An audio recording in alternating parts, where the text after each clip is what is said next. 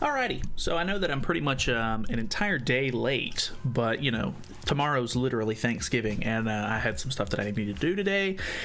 So yeah, I tried to record this a little bit earlier when I got home, but because, you know, the normal reason I don't record during the day is because the dogs are super loud and everything like that, and they just would not stop barking and like playing around and stuff like that. So I was like, all right, whatever. Like, everybody's pretty much already seen it at this point if they're really interested in it, but I do want to give some thoughts and opinions and everything like that. So let's hop into this thing. I did read the translations to the skills earlier today because I was interested in it. Whenever I woke up, I had to go do stuff, but I read it while I was out, and I thought that he seems very good, like very, very good. So I think that he'll be another very meta-defining unit. The best part about him, I guess, is that he does work in PvE stuff as well. So he's double AoE, and he's going to be an absolute insane farming unit. So very cool. Let's go over his skills and everything like that beforehand, and we'll look at the actual like live stream stuff in just a moment. So this is the only stuff that Grand Cross Database has actually uploaded to the actual, or like translated himself and everything and put, like, you know, pen to paper, I guess. So we're just going to go over this stuff. I have looked over the entire patch notes, and it is quite a lot of stuff, like absolutely like a ton of stuff, but I think I'm just going to save all of that stuff for whenever it comes out on global, because obviously I'll just have to go over it again anyway. So I'm just going to go over the basic stuff here. We're going to go over King and whatever he has translated at the moment, and we're going to hop over and look at some gameplay for King. So, he is obviously a fairy unit because he is King. I love the fact that he calls him Chad King in his sort of like page description and everything, which I think is hilarious. But he is a blue unit, just like old King, which is nice, honestly, because Bon is the literal like top team at the moment because of all the holy relics, but he's very strong. So we're gonna read the passive really quickly. It is increases the hero's damage to enemies using or when using skills by 30%. So it's not a buff or anything like that. His passive just makes it to where when he uses a skill, he just gets a baseline 30% increase to damage, which is very good, and it lasts for, or well, actually, never mind. I was reading too early. For one turn, create a shield equal to 15% of the damage dealt on all allies, reduces the damage taken by 100%, and increases the damage dealt by 25%. So this is probably the most broken thing to me at the moment, because obviously he's going to do a lot of damage. His actual like cards are Power Strike, which is very good, and Sever, which is 3 times crit chance. So he has the same sort of modifiers or sort of skill effects that Sariel has on his skills, except for both of them are AoE. They do have pretty low level or like low percentages compared because they are AoE, but because of the whole 30% damage increase, it's going to be a lot of damage no matter what. If I'm not mistaken, I think in the gameplay he uses like a level 2 card like right out of the gate and does like insane damage, like 500k or something ridiculous like that. And the fact that it's making a shield out of 15% of that damage is ridiculous. You'll kind of see how it is once we look at some of the gameplay. I'm just absolutely baffled at the fact that they were like, looks good, put it in the game. Like, I don't know, this like, I thought that King, or I thought that Bon was really, really bad, but this unit is ridiculous. The fact that he's not limited to use on any specific team, like obviously Bon isn't limited to use on any specific team, but a lot of the units that work best for him are humans, so you don't really end up getting to use sort of like Gotha rank ups or anything like that. King doesn't really have that issue, so you can just use King, or you can use King and Gotha together and rank up his cards and just do big damage. You put a shield on yourself. It's absolute insanity. I assume it'll probably be a really nice thing to have a buff canceling unit on the team if you're trying to go up against Kings, so that way you can actually remove the shield, because from what I've seen so far, it just takes up so much of your damage just to beat through the shield. So obviously, like I said earlier, he does have a Power Strike skill and a Sever skill. Like I said, the percentages on them they seem a little low even at level 3, but I'm really glad that they're as low as they are. I honestly think that they could probably deal or need to be a little bit lower than this to make it actually like a fair game, but yeah, kind of ridiculous. The ultimate I have two small gripes with this, or well, not really gripes. I have one gripe and one, I guess, good thing. The fact that they did not put an additional effect on this skill at 6/6 is fantastic. I really hate when they, you know, lock it behind like, hey, you know, basically this is an effect that only whales are going to get. The fact that Bond gets Rupture on 6/6 instead of, you know, 1 through 5 is ridiculous. Like, I think that's such a stupid practice. You know, they shouldn't do that. Even with Cusack getting, what does he get? Abyss or whatever. He gets that at 3/6 through, you know, 6/6. I think that that's still kind of ridiculous. I don't know why that they would want to sort of limit it like that. I get it why, it's just money, but it's just kind of ridiculous, to be honest.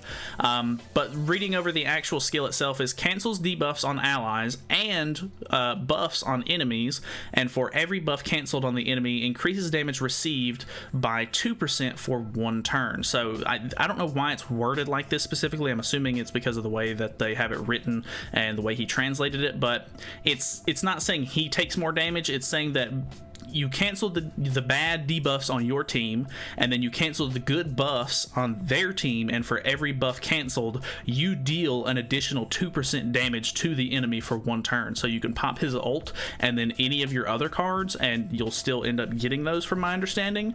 The fact that it's a 2% modifier on level 1 but a 40% modifier on level 6 is absolute insanity to me. A 40% modifier per buff that gets removed is just beyond words. Like, this unit is so strong already. The fact that it's just, he's ridiculous, absolutely ridiculous. I really hope that he's a squishy unit. Like, I really hope that you can kill him easily, because if you don't kill this man like as soon as possible, he's going to absolutely tear your team to shreds. It's going to be ridiculous. And I don't know. I don't know what his actual stats or anything look like. I'm sure they showed them off in the video. Somebody was saying that his resistance or crit resistance or something like that is really low, so you should be able to try to like out CC him maybe and use Escanor to sort of blow through him at the beginning of a match, but I don't know. We'll have to see how it sort of pans out when he actually hits the game. But yeah, it does increase by an extra 200% of damage dealt on the enemy, so it inflicts damage equal to 400% of attack on all enemies. So it's an AoE ult, and then, you know, like I said, it removes your debuffs, removes their buffs, and then for every buff removed, you get an extra 2% damage up to 40%. And you just know that this is going to be so dumb. Like, it's probably going to be like 2% on level 1, 6% on level 2, like 15% on level 3, and then like probably not even 30, probably like 25 to like 29% or something like that, and then 40 on max. Like, it's just going to be like a super slow build up, and then it's just going to shoot up to 40%, which is going to be really dumb. I don't like the fact that they make it like that. Like, at least give the 1/6 players a decent, you know, use out of the ult. Like, I know this is still going to be like insane, and it's still going to do really, really good, but like, I don't know, it just bothers me. Like, I know that I understand it's like, well, you know, they summoned more, they pulled more copies of the character, they deserve to, you know, whatever, blah blah blah. I don't care. It just I hate it. I hate the fact that they do that. This game has so many things that you have to worry about for characters. The fact that you have to pull like 6 copies of a character to actually like be, you know, meta, I guess, is kind of ridiculous. But either way, they did add 2 more relics. Roxy and Slater are getting a relic. I don't know why he translated it like this for Roxy, but it says no special effect, but the relic greatly increases the basic stats. So I think hers is going to be pretty decent. Green Roxy is actually a really good unit because she already boosts humans' basic stats, if I'm not mistaken, or just some of their stats. I can't remember exactly how her passive is worded, but she's going to be really crazy, along with if she gets extra basic stats and stuff like that. I think that she'll be really good.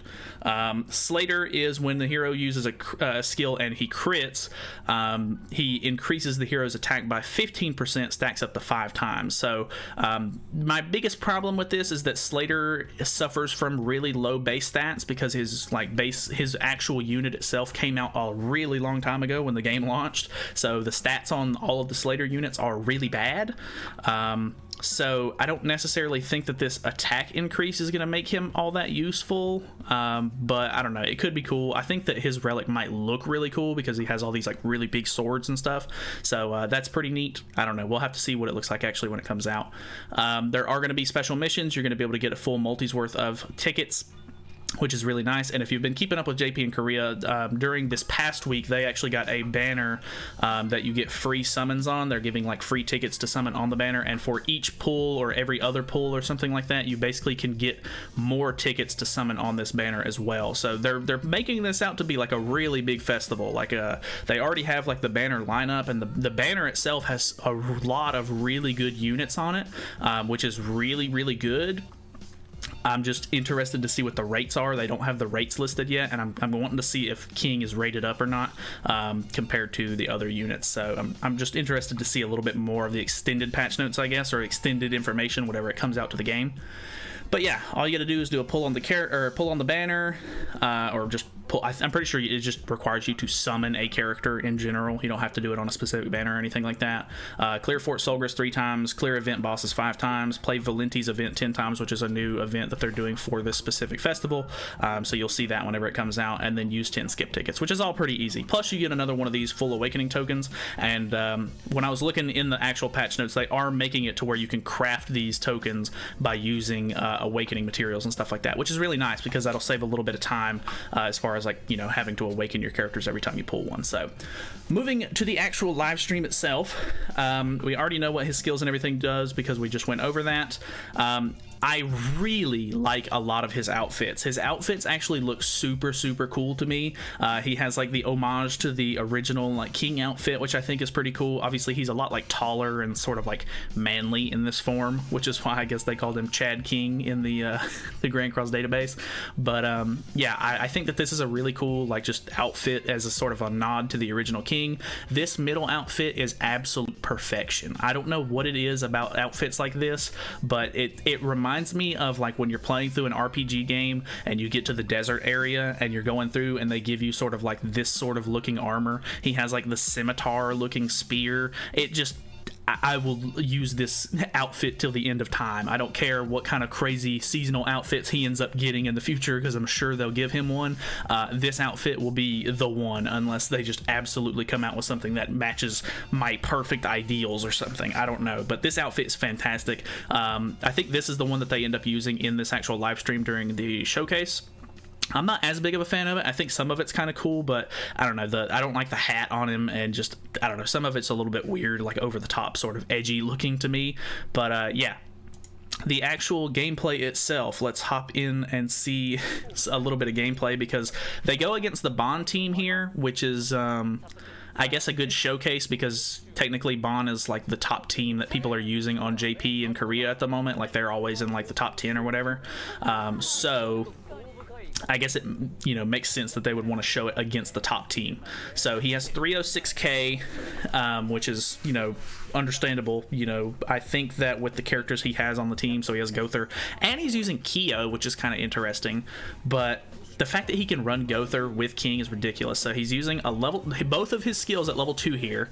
The first card does right at 400,000 damage. The second card does almost 400,000 damage, and it's AoE, so it's not like on one unit specifically. You can see that they do survive it, but at the end it puts a shield on. I think that's actually a gray shield. I don't think you're gonna be able to even remove that shield.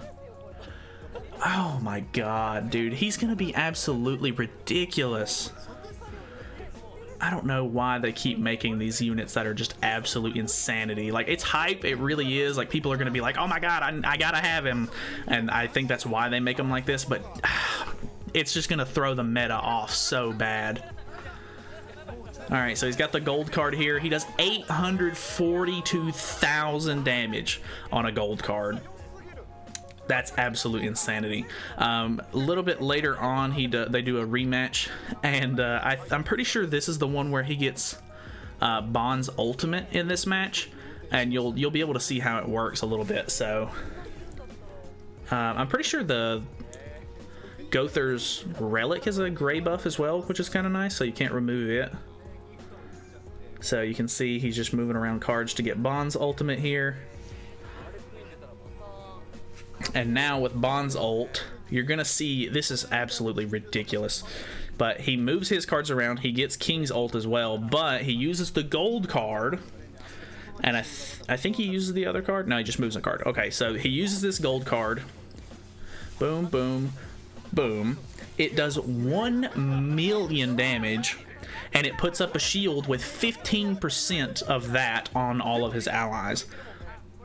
The fact that his buffs are not blue buffs makes it to where the rupture is not going to affect it at all. He ultimates here with Bond 6/6 because these are dev accounts, and boom, he doesn't even do half damage on the shield that Gother has.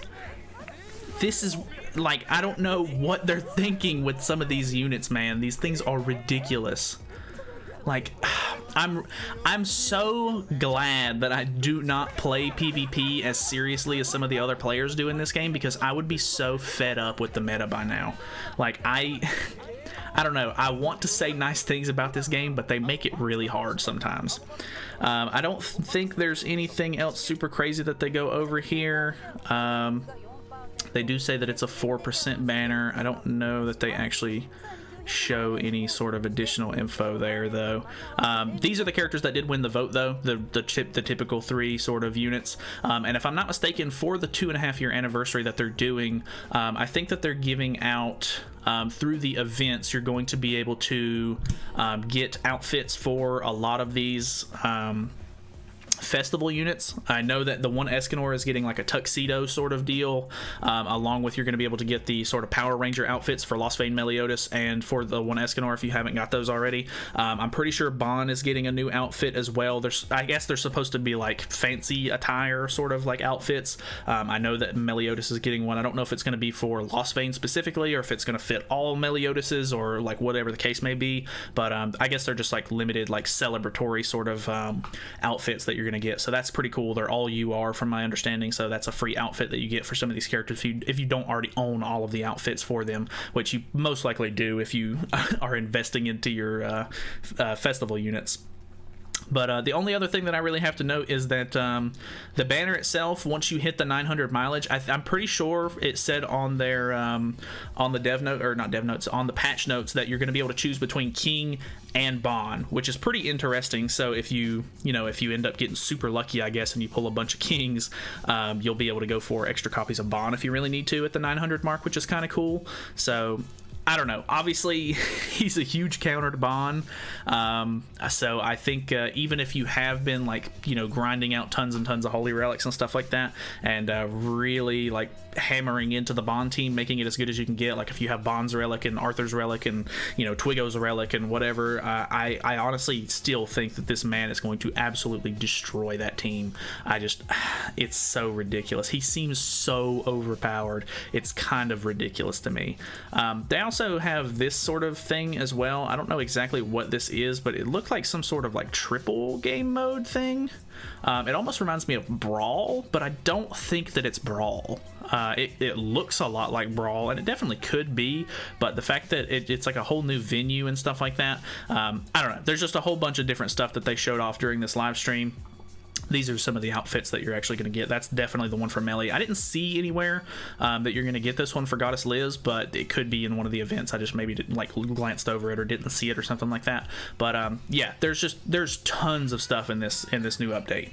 There's absolutely like a ton of events, ton of free stuff, tons of stuff in general. So I'm looking forward to when it comes out on global. It should be in roughly 2 weeks for us, because we're 2 weeks behind the JP and Korean patches at the moment. So I'll definitely go over like an extended version of the patch notes and stuff like that. I didn't realize that I've already been making an 18-minute video, or 19 minutes I guess now. But yeah, thank you guys so much for watching. Hopefully you guys enjoyed. Let me know what your thoughts and opinions of the unit are, because I've already had people talking to me in the Discord saying that they're well, one person specifically was saying that he didn't like that they're already phasing Bon out, because obviously everybody's been investing into Bon, but it's just money. I don't know what else to say. So yeah, thank you guys so much. Feel free to subscribe if you haven't already. I post them every single day, and I'll see you guys in the next video.